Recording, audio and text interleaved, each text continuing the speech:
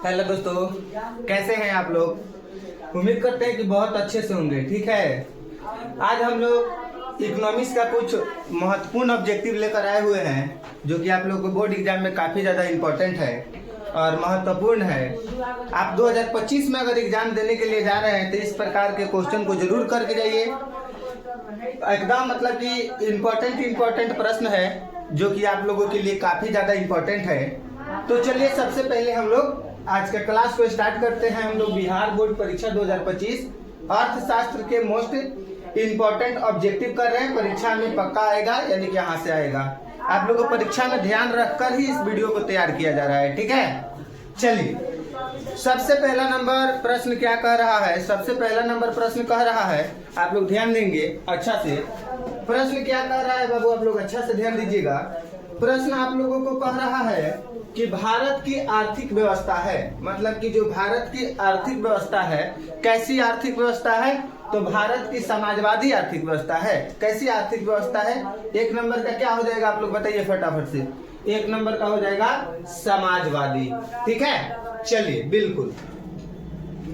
उसके बाद में हम लोग आगे बढ़ने का प्रयास करेंगे। देखिएगा आगे क्या कर रहे हैं दोस्त, कर रहे हैं गरीबी कैंसर रोग की तरह होती है। यह किसने कहा, मतलब कि जो गरीबी है वह कैंसर रोग की तरह होती है।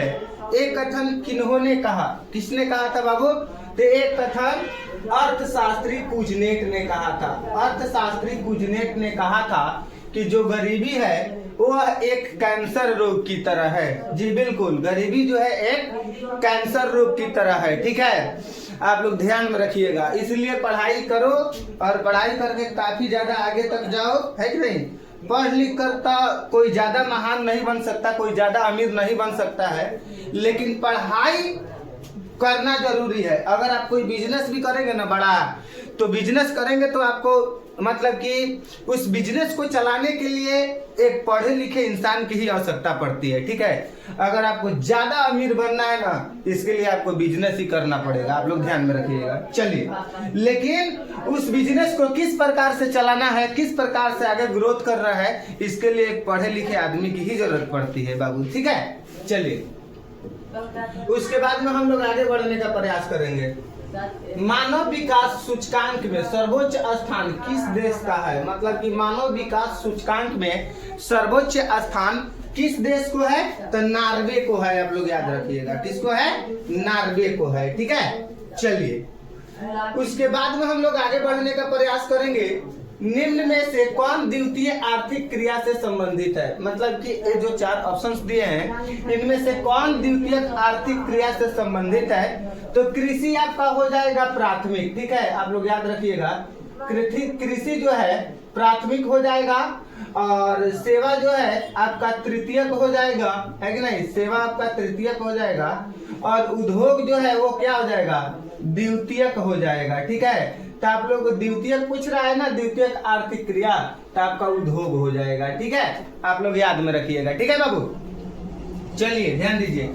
उसके बाद में देखिए क्या कह रहा है, आगे बढ़ने का हम लोग प्रयास करेंगे। कह रहे गरीबी रेखा निर्धारण का कैलोरी मापदंड किसने दिया, मतलब कि गरीबी रेखा निर्धारण का कैलोरी मापदंड किसने दिया था बाबू, तो योजना आयोग ने दिया था। किसने दिया था, योजना आयोग दिए थे। आप लोग याद रखेंगे। ठीक है, काफी ज्यादा इंपॉर्टेंट क्वेश्चन है, आप लोग ध्यान रखिएगा बाबू। चलिए आगे बढ़ते हैं। देखिएगा कर है भारत की पहली मानव विकास रिपोर्ट कब जारी की गई, मतलब कि जो भारत की पहली मानव विकास रिपोर्ट है वो कब जारी की गई थी, तो अप्रैल 2002 को जारी किया गया था। अप्रैल 2002 को जारी किया गया था। आप लोग इसको एकदम अच्छे तरीके से याद रखिएगा। ठीक है, चलिए उसके बाद में हम लोग आगे बढ़ते हैं। वैश्वीकरण की नीति में से किस क्षेत्र को सबसे कम लाभ हुआ, मतलब कि वैश्वीकरण की नीति से किस क्षेत्र को सबसे कम लाभ हुआ था, तो आप लोग बता दीजिएगा कि कृषि क्षेत्र को सबसे कम लाभ हुआ था। ठीक है, ध्यान से आगे देखिए क्या कह रहा है। भारत की पहली मानव विकास रिपोर्ट किसने तैयार की, भारत की पहली मानव विकास रिपोर्ट किसने तैयार की, तो आप लोग बताइए तो बाबू किसने तैयार की थी? तो योजना आयोग तैयार किए थे। किसने तैयार की थी बाबू? योजना आयोग तैयार किए थे, आप लोग याद रखिएगा। उसके बाद में हम लोग देखिएगा, गरीबी गरीबी को जन्म देती है, यह कथन है। मतलब गरीबी जो है गरीबी को जन्म देती है, यह कथन किसका है? तो यह कथन रैगनर नर्क्स का है। किसका है बाबू? रैगनर नर्क्स का है कि गरीबी गरीबी को क्या करती है? जन्म देती है। ठीक है, चलिए उसके बाद में हम लोग आगे बढ़ने का प्रयास करते हैं। सर्वप्रथम राष्ट्रीय आय का अनुमान का वर्ष था। मतलब कि जो राष्ट्रीय आय का अनुमान का वर्ष था सर्वप्रथम 1868 ईस्वी। कब का था बाबू? 1868 ईस्वी। चलिए भाई देखिए क्या कह रहा है, राष्ट्रीय आय का अर्थ क्या है? मतलब कि जो राष्ट्रीय आय है, राष्ट्रीय आय का अर्थ क्या है? तो सरकार का आय राष्ट्रीय आय है कि नहीं? सार्वजनिक उपक्रमों की आय ये भी नहीं होगा, ये भी नहीं होगा। पारिवारिक आय ये भी नहीं होगा, यानी उत्पादन के साधनों की आय। ऑप्शन नंबर क्या हो जाएगा बाबू? डी हो जाएगा। उत्पादन की साधनों की आय हो जाएगा, जो कि ऑप्शन नंबर डी होगा। आप लोग याद रखिएगा बिल्कुल। चलिए उसके बाद में हम लोग आगे बढ़ने का प्रयास करते हैं कि भारत के सकल घरेलू उत्पादन में किस क्षेत्र का योगदान अधिक है? मतलब कि भारत के सकल घरेलू उत्पादन में किस क्षेत्र का योगदान सबसे अधिक है? तो कृषि का नहीं होगा, औद्योगिक का नहीं होगा, मतलब सेवा क्षेत्र का होगा। किसका होगा? सेवा क्षेत्र का होगा। आप लोग याद रखिएगा। चलिए उसके बाद में हम लोग आगे बढ़ते हैं। आय तथा उपभोग का अंतर क्या कहलाता है? आय तथा उपभोग का अंतर बाबू बचत कहलाता है। आप लोग याद रखिएगा, आय तथा उपभोग का अंतर जो है वो बचत कहलाता है। आप लोग याद रखिएगा। ठीक है, चलिए उसके बाद में ध्यान दीजिएगा दोस्त, एटीएम का विस्तृत रूप। एटीएम का जो विस्तृत रूप है ऑटोमेटिक टेलर मशीन हो जाएगा। एटीएम का विस्तृत रूप क्या हो जाएगा? ऑटोमेटिक टेलर मशीन हो जाएगा। आप लोग याद रखिएगा। ठीक है, ऑटोमेटिक टेलर मशीन। ठीक है, चलिए उसके बाद में देखिएगा, चेक एक प्रकार का मुद्रा है कि नहीं?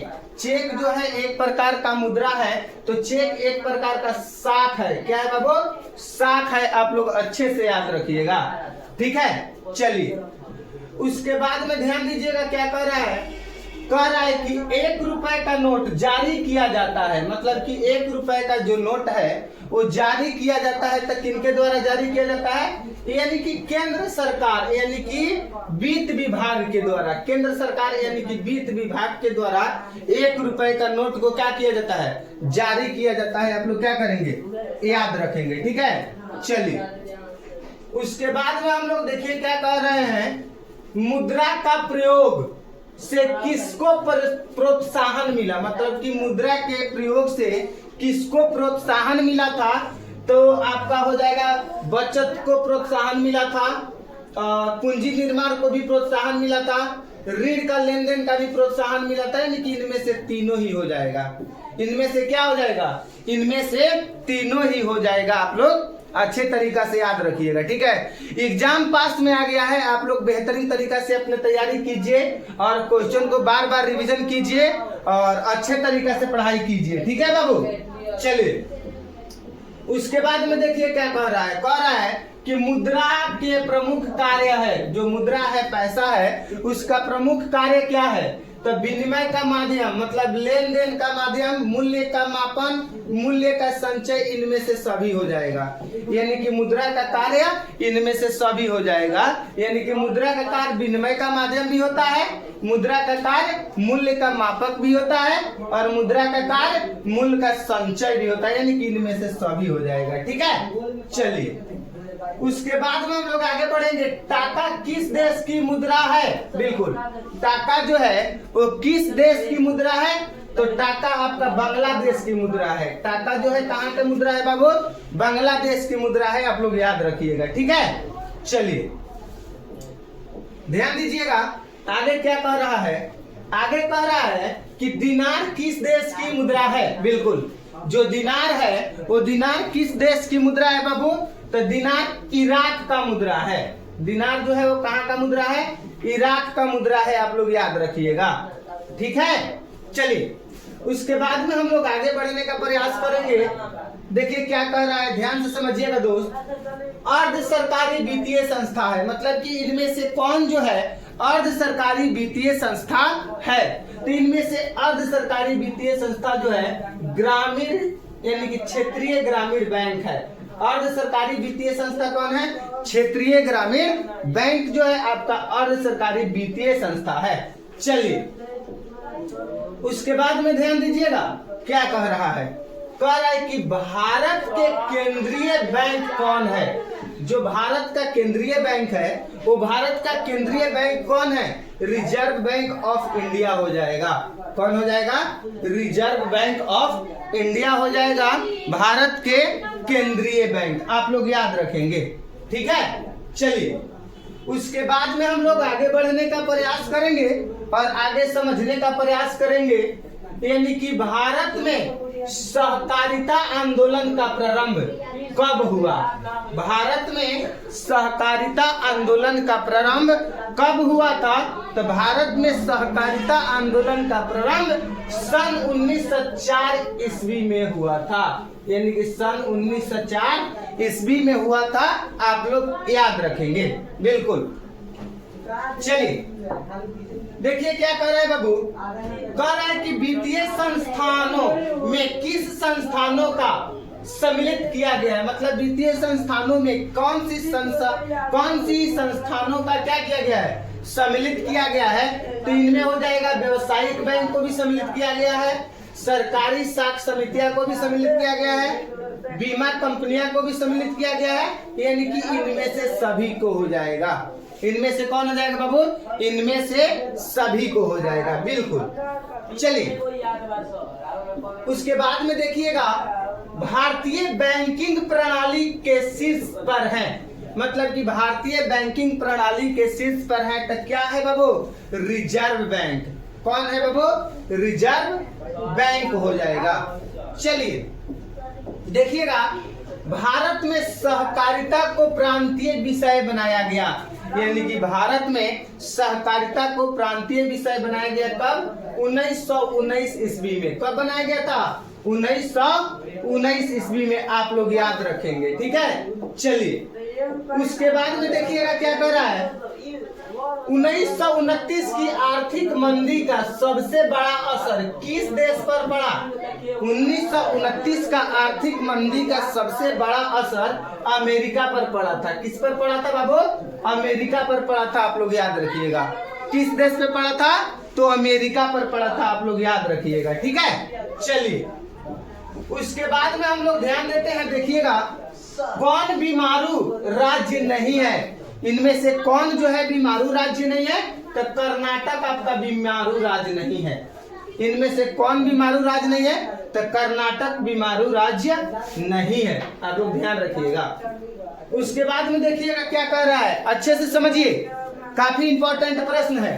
भारत का पहला टेलीविजन केंद्र कहाँ स्थापित हुआ? वेरी वेरी इंपॉर्टेंट प्रश्न है। आप लोग याद रखिएगा, वेरी वेरी इंपॉर्टेंट। यानी कि भारत का पहला टेलीविजन केंद्र कहाँ स्थापित हुआ? तो दिल्ली में स्थापित हुआ था। कहाँ पे स्थापित हुआ था बाबू? भारत का पहला टेलीविजन केंद्र आपका दिल्ली में स्थापित हुआ था।